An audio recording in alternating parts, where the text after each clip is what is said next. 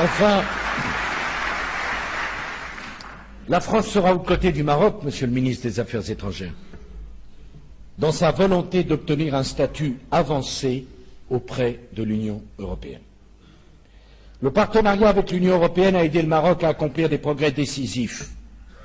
Je ferai tout pour que le Maroc reste le premier bénéficiaire de l'aide communautaire. Et je veux dire aux pays de la Méditerranée, regardez ce que fait le Maroc, qui n'a pas peur de revisiter son passé. Il ne peut pas y avoir de statut avancé ou de partenariat pour un pays qui n'aurait pas le courage de revisiter son passé. Regarder son passé, c'est assumer son avenir.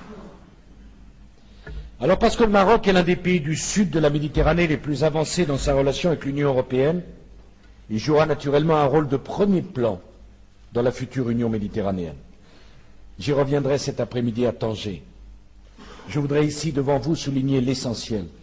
L'Union méditerranéenne, nous la ferons ensemble, dans le respect de nos différences, en apportant chacun le meilleur de nous-mêmes. Mesdames et messieurs, c'est ensemble que nous lutterons efficacement contre ces deux fléaux qui nous menacent tous, l'extrémisme et le terrorisme. Ces deux fléaux sont d'abord le fruit de l'ignorance et de la peur de l'autre. Ces deux fléaux prétendent nier ce que nous sommes, vous et nous. Ils prétendent nier tout ce que nous avons bâti ensemble au cours des siècles d'histoire partagée. Ne laissons personne nous confisquer cette histoire, nos valeurs et nos croyances. Parlons ensemble de ce que fut Al-Andalus, une période de lumière, une période de tolérance, où ont progressé de concert l'architecture, la musique, la poésie, l'astronomie, les sciences en général. Souvenons-nous ensemble que le Maroc abrite une communauté juive ancienne et vivace, dont certains représentants sont présents aujourd'hui.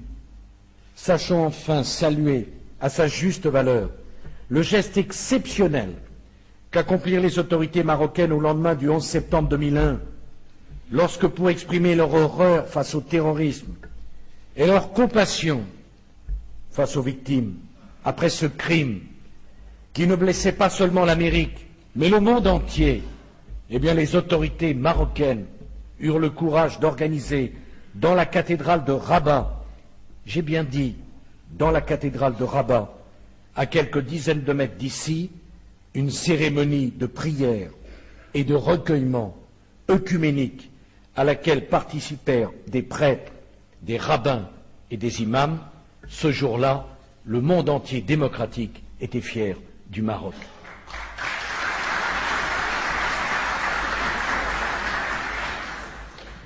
Le Maroc est une grande et une ancienne nation musulmane, rassemblée depuis des siècles autour de son souverain, commandeur des croyants. L'islam a toujours été conçu comme un facteur de paix, de conciliation et d'ouverture. Au Maroc, les partis ne font pas de prédication et les prédicateurs ne font pas de politique. Au Maroc, les mosquées accueillent des imams bien formés aux sciences musulmanes, pas des agitateurs. Au Maroc, les oulémas sont formés dans un institut qui aujourd'hui enseigne l'histoire du judaïsme et du christianisme, ainsi que les langues et les sciences sociales modernes. Au Maroc, les institutions financières ont pu mettre à la disposition du public des produits financiers conciliant les exigences de l'économie de marché et les principes coraniques. Cette exemplarité marocaine, elle montre la tolérance qui nous rapproche et que nous avons en partage. L'islam ne me fait pas peur. En France aussi, j'ai voulu que la diversité des religions ait toute sa place. L'islam est, par le nombre de pratiquants, la deuxième religion de France. La France est aujourd'hui le pays d'Europe où réside le plus grand nombre de personnes de confession musulmane. N'en déplaise à quelques-uns que je combats, l'islam est aussi une partie de la France. C'est pour cette raison que j'ai offert à l'islam en France les moyens d'une transformation en un islam de France. Dans ce domaine, les avancées ont été nombreuses. Conseil français du culte musulman, Fondation pour les œuvres de l'islam de France, formation d'imams et d'aumôniers, carré musulman dans les cimetières. Et je suis particulièrement heureux que la ministre de la Justice française, d'origine marocaine, qui m'accompagne,